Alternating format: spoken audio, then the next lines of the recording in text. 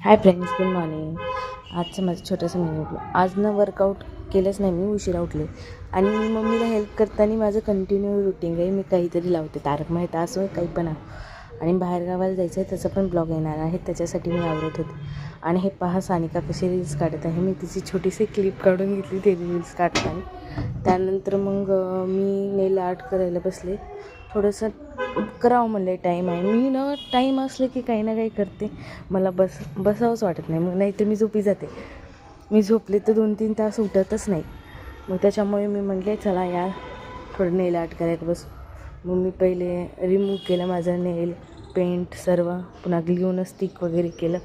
आणि मी जास्त वेळ स्टे पण करून राहत नाही. नेल्स लावले का मी 2 तासाच्या अगोदर काढून टाकते, कारण की मला पूर्ण असं जड फील होते हे, म्हणून मी खूप लवकर काढून टाकते.